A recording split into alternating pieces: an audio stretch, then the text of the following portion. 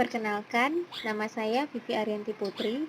Video ini berisi tentang profil seorang wirausahawan sukses. Video ini bertujuan untuk memenuhi tugas mata kuliah kewirausahaan.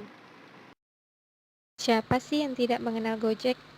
Gojek merupakan salah satu media transportasi online yang saat ini sudah banyak digunakan oleh masyarakat Indonesia.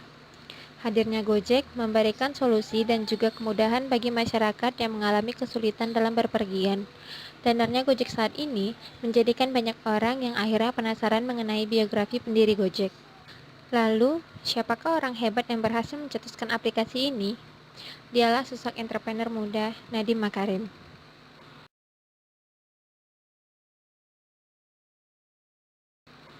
Walaupun berkebangsaan Indonesia, Nadiem Makarim dilahirkan di negara Singapura pada tanggal 4 Juli 1984. Beliau merupakan anak laki-laki dari pasangan Nono Anwar Makarim dan juga Atika Al-Gadri.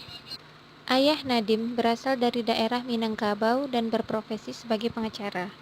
Sedangkan ibunya memiliki darah keturunan Arab dan bekerja pada perusahaan non-profit.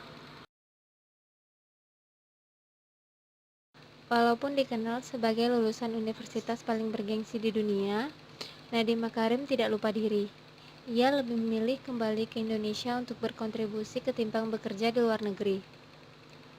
Selepas lulus dari Brown University, Nadiem Makarim mengawali karirnya sebagai seorang konsultan manajemen di perusahaan konsultan McKinsey & Company di tahun 2006 dan kemudian berhenti karena melanjutkan studinya di Harvard University.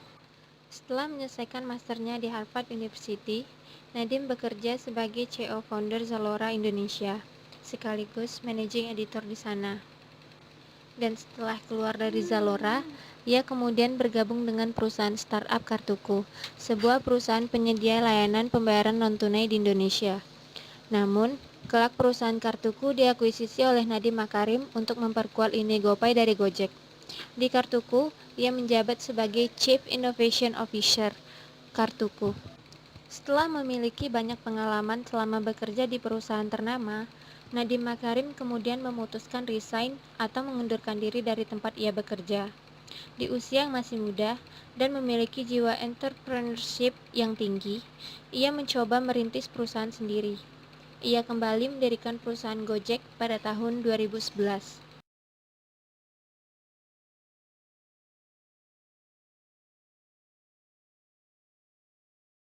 Ide mendirikan Gojek Nadiem dapatkan ketika ia berdiskusi dengan tukang ojek langganannya. Nadiem memang lebih sering menggunakan jasa ojek dibandingkan dengan menggunakan mobil. Dari perbincangan dengan tukang ojek langganannya, ia menemukan kenyataan bahwa hampir sebagian besar tukang ojek menghabiskan waktu hanya untuk menunggu pelanggan yang menghampiri dan susah untuk mencari pelanggan. Di sisi lain, kemacetan di Jakarta makin memperburuk keadaan. Maka, ia berpikir sangat dibutuhkan sebuah layanan transportasi yang cepat serta pengiriman yang cepat untuk membantu warga Jakarta. Dari hasil riset itulah, ia mendapatkan ide membuat inovasi bagaimana orang bisa dengan mudah memesan ojek melalui ponsel tanpa harus repot ke pangkalan ojek. Jadi, orang yang jauh dengan pangkalan ojek pun dapat menikmatinya. Tukang ojek sendiri juga tidak harus mangkal. Bagi penumpang, menggunakan ojek juga lebih aman karena jelas dan terdaftar. Lalu, pelajaran apa yang dapat diambil dari sosok Nadiem Makarim? Saya tertarik dengan sosok Nadiem Makarim karena dengan usianya yang tergolong masih muda, dapat menemukan sebuah ide bisnis yang menjanjikan. Ketangkasan dan kecekatannya menemukan peluang bisnis sangat menginspirasi. Dari penglihatan dan kepeduliannya terhadap kehidupan sehari-hari yang ia lakukan, membuat ia terdorong untuk berpikir bagaimana masalah yang ia hadapi dalam kehidupan sehari-harinya menjadi lebih mudah. Nadiem Makarim dengan Gojeknya mampu menciptakan lapangan kerja. Setidaknya, ia dapat mengurangi pengangguran di Indonesia yang jumlahnya semakin bertambah. Tukang ojek sekarang bukan hanya sebuah profesi yang dipandang sebelah mata, namun kini menjadi profesi bergengsi yang memang kehadirannya dibutuhkan oleh masyarakat.